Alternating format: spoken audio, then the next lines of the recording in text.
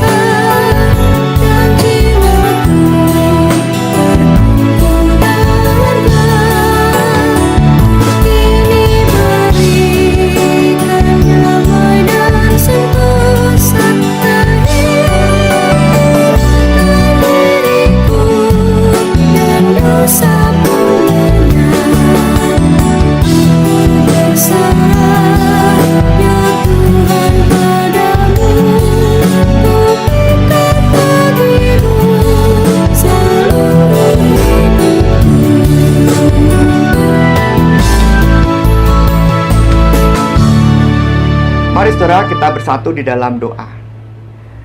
Tuhan, kami bersyukur kepadamu. Engkau telah mengingatkan kami betapa besar cintamu kepada kami. Berilah kami kekuatan untuk mendengarkan firman dan memahaminya di tengah segala keberadaan kami. Biarlah firman-Mu menjadi kekuatan, pelita, dan pembimbing dalam setiap langkah kehidupan kami. Kami percaya Tuhan, Kau akan memberkati kami melalui firman yang akan kami baca dan renungkan bersama-sama. Berkatilah kami dengan Roh Kudus-Mu. Di dalam Tuhan Yesus Kristus, kami berserah. Amin. Saudara yang terkasih dalam Tuhan Yesus Kristus, untuk pengantar secara terang-terangan dalam awal Mazmur pasal 51 diinformasikan bahwa Mazmur ini terkait dengan peristiwa terjadi dalam 2 Samuel pasal 12 ayat 1 sampai 13, yaitu peristiwa Nabi Nathan yang memperingatkan Daud tentang tindakannya yang mencelakakan Uria dengan mengirim Uria ke medan perang, dengan maksud saat Uria mati di medan perang, Daud dapat mengambil Batseba istri Uria untuk dijadikan istrinya, yaitu istri Daud maksudnya. Lalu setelah diperingatkan oleh Nabi Nathan, Daud merespon begini, "Aku sudah berdosa kepada Tuhan." Artinya Daud merasa teguran Nathan itu sungguh layak disampaikan dan Daud merasa berdosa kepada Tuhan. Dalam 1 Samuel 12 ayat 13a. Nah, sekarang kita dalam Mazmur 51 ayat 1 sampai 10 akan membaca bagian dari ungkapan, ya. Jadi curahan hati sebagai orang yang sedang mengaku dosanya di hadapan Tuhan. Akan saya bacakan untuk saudara.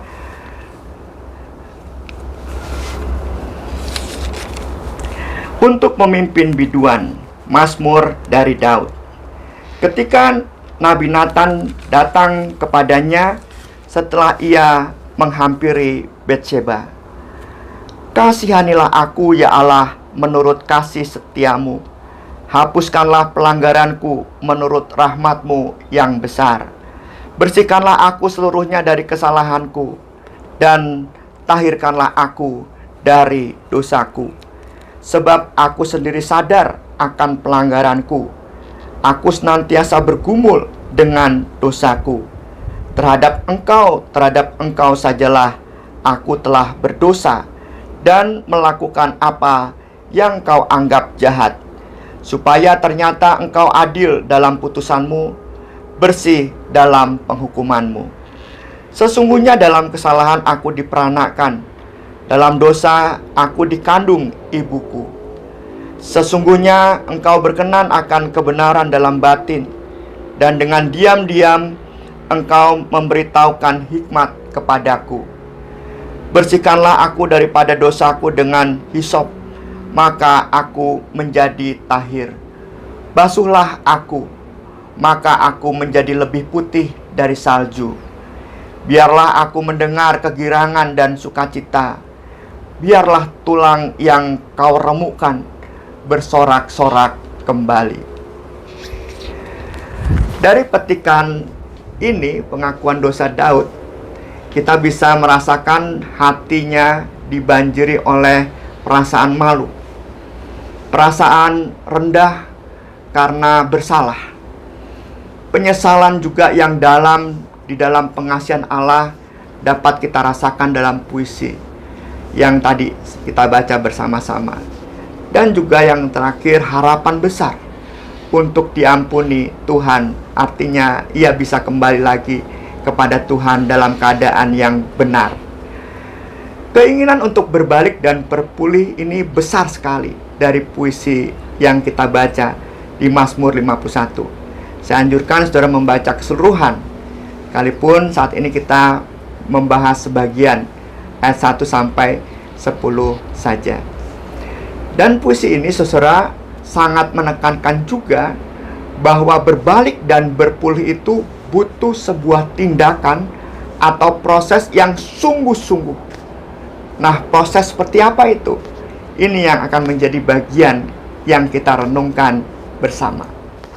Saudara-saudara, dalam 2 Samuel 12 ayat 1 sampai 13, segera setelah Daud membuat pengakuan dosanya, tadi 13 ayat yang saya bacakan, maka Nabi Nathan langsung mengumumkan pengampunan dari Tuhan. Kata Nabi Nathan begini, dan Nathan berkata kepada Daud, Tuhan telah menjauhkan dosamu itu. Engkau tidak akan mati. Dalam 2 Samuel 12 ayat 13. Dan pengampunan dari Tuhan itu yang disampaikan oleh Nabi Nathan menggugah Daud melakukan proses penting dalam tindakan berbalik dan berpulih. Proses penting yang pertama yaitu proses kesadaran bahwa aku berdosa. Dengan kata lain, ini dosaku.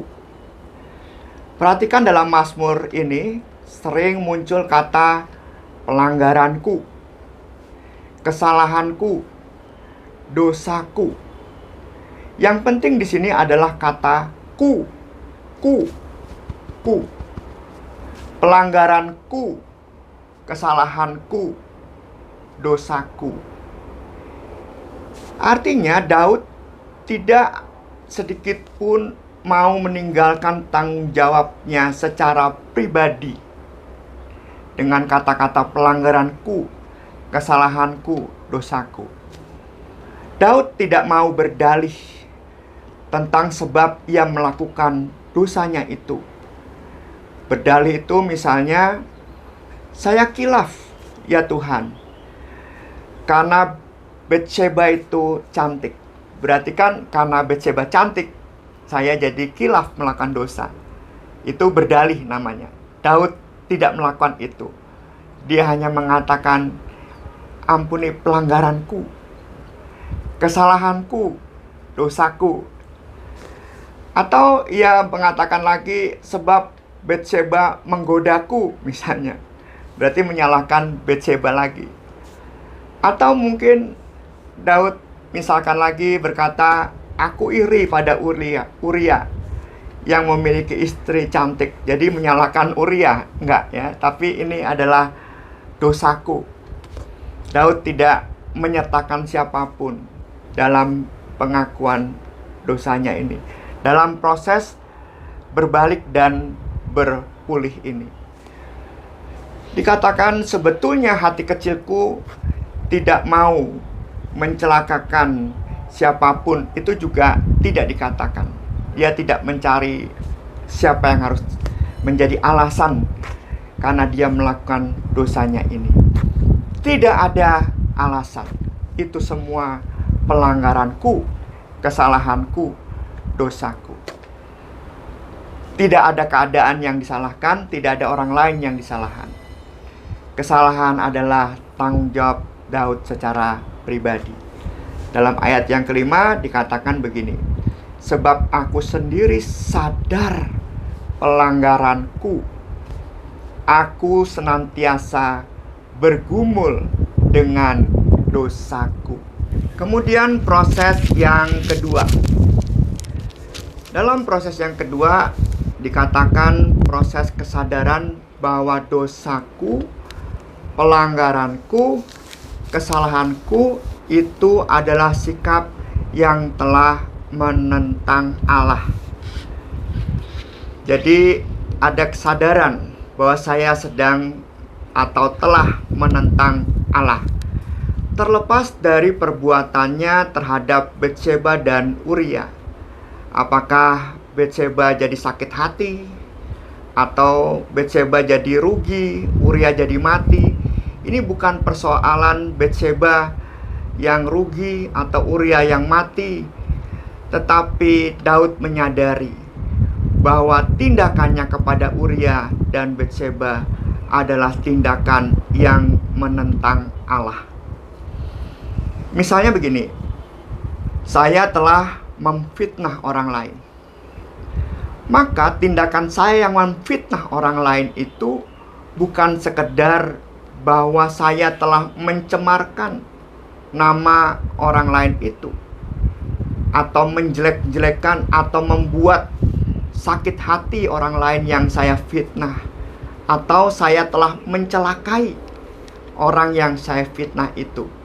Bukan sekedar itu, tetapi sikap saya yang memfitnah orang lain itu adalah sikap saya yang menentang Allah.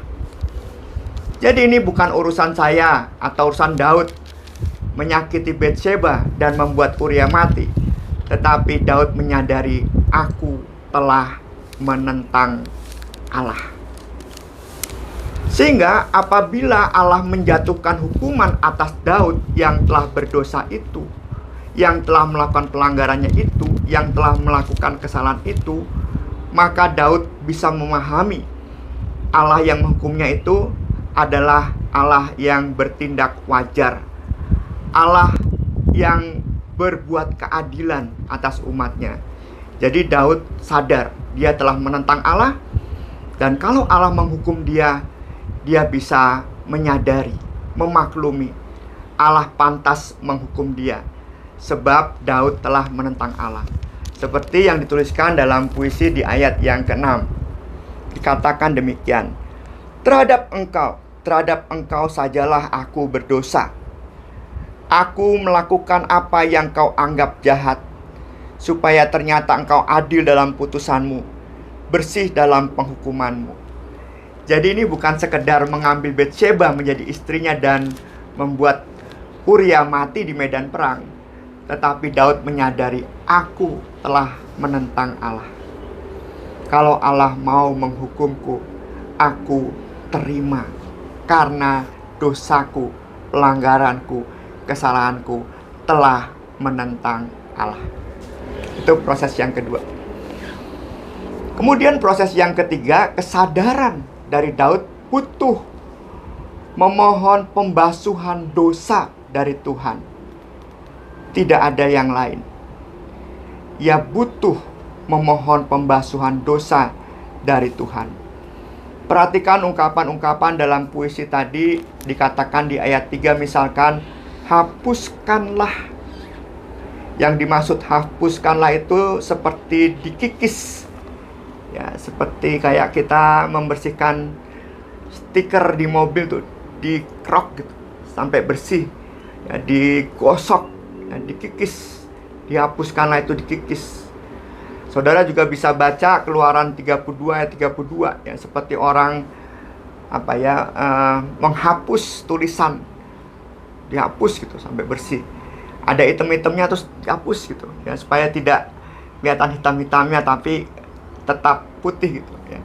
Kemudian kata-kata juga bersihkanlah, tahirkanlah, basuhlah di ayat 4 dan 5. Pentahiran ini sama juga diandaikan seperti pentahiran orang kusta yang harus disucikan ya, sedemikian rupa dengan cara-caranya ya.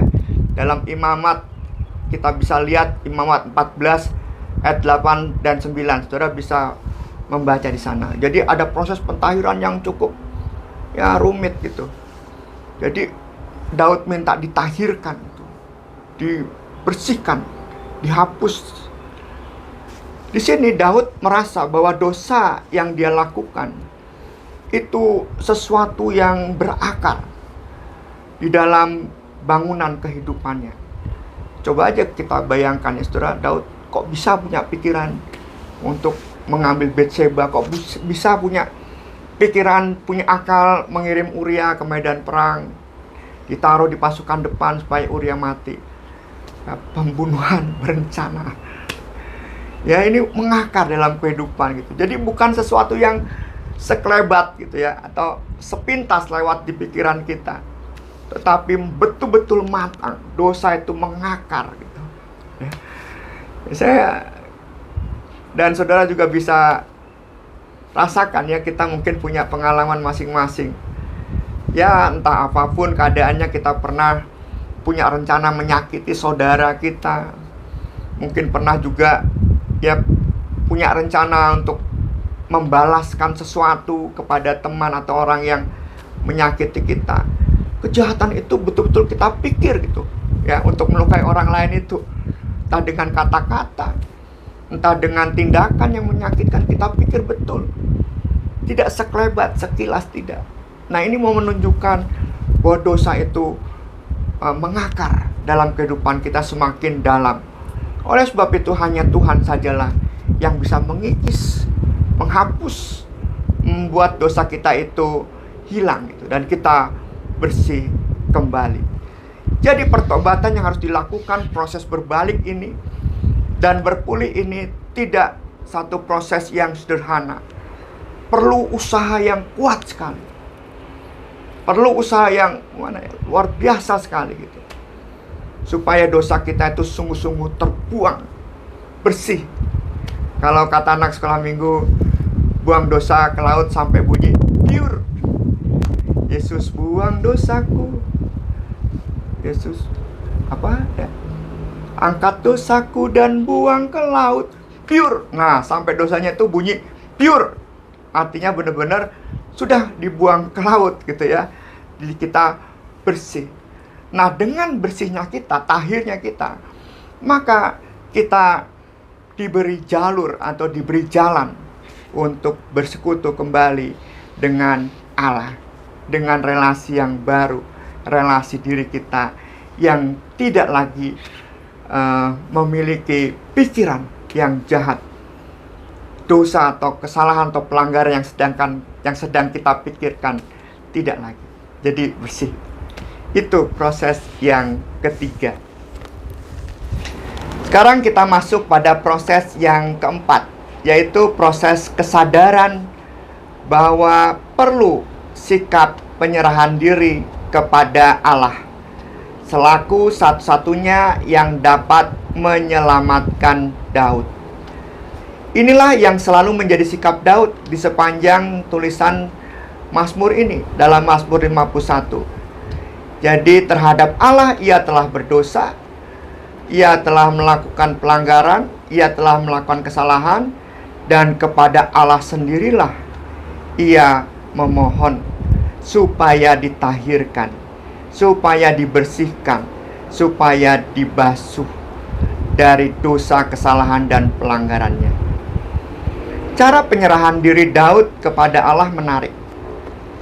Dalam ayat 7-8 dikatakan demikian.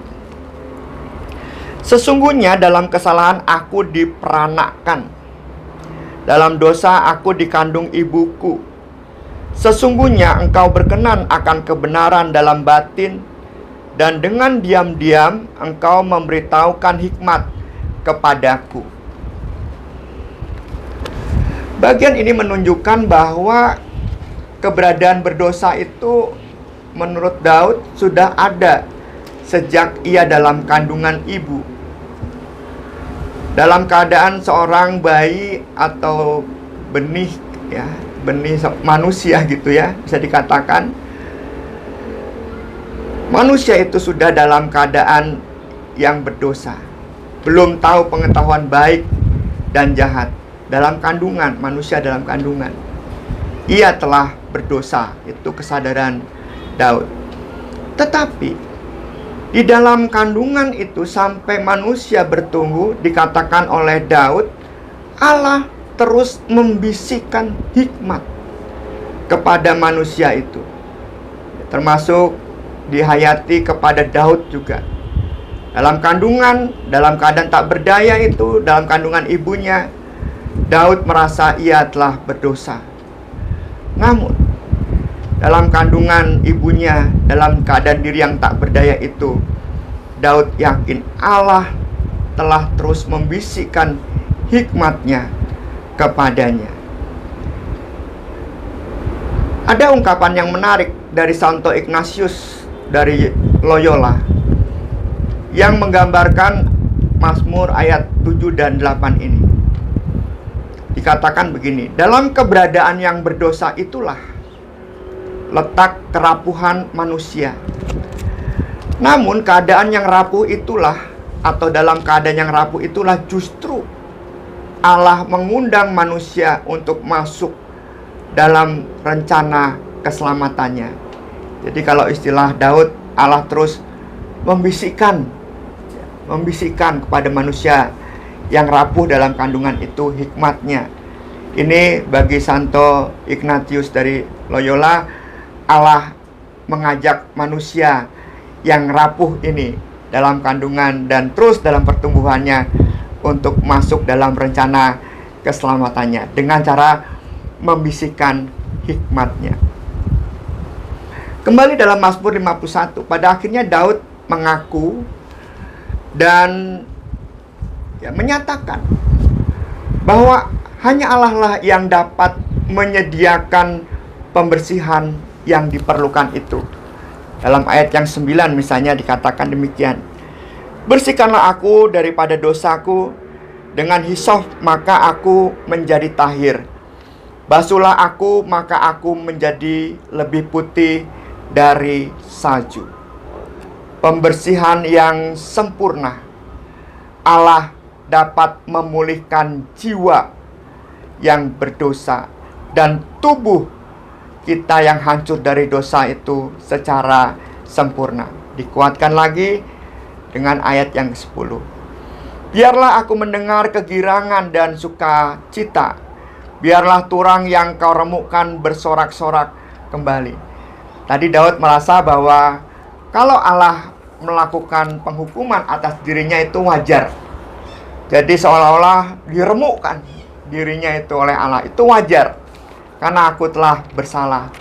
Tetapi di saat yang sama Daud juga memohon, kalau boleh Tuhan, tulang yang sudah kau remukkan ini kembali bersorak-sorak. Jadi Daud di proses yang keempat ini menyerahkan diri kepada Allah. Hancurkan aku Allah, tapi buatlah tulang yang kau remukkan itu kembali bersorak-sorak. Dalam kerapuhan dan keberadaan berdosa, Allah mengundang kita untuk masuk dalam karya pemulihannya. Ya, tentu mengundang Daud dan mengundang kita semua. Nah, datanglah berserah pada Allah. Itu yang dikatakan Daud. Demikianlah Daud berbalik dan berpulih. Ada proses. Yang pertama, inilah dosaku Tuhan, pelanggaranku, kesalahanku. Dosaku ini tidak karena si A, si B, atau situasi ini, situasi itu. Ini adalah dosaku. Ini tanggung jawabku, kesalahanku, pelanggaranku. Dan mengakui dosa ini bukan sekedar menyakiti orang lain, tetapi aku telah menentang Kau, ya Allah. Itu kesadaran yang kedua. Kesadaran yang ketiga, permohonan kepada Tuhan sendiri, karena Dia sendiri yang mampu membersihkan dan membasuh kita dari dosa. Dan yang terakhir, Daud menyerahkan diri kepada Tuhan, ya, untuk tulang yang remuk ini supaya bisa bersorak-sorak kembali. Saudara-saudara yang terkasih dalam Tuhan Yesus Kristus, apakah saudara sedang dalam proses berbalik dan berpulih?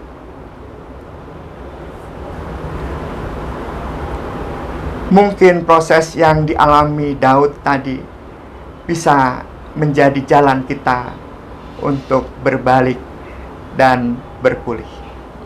Mari saudara, kita bersatu di dalam doa.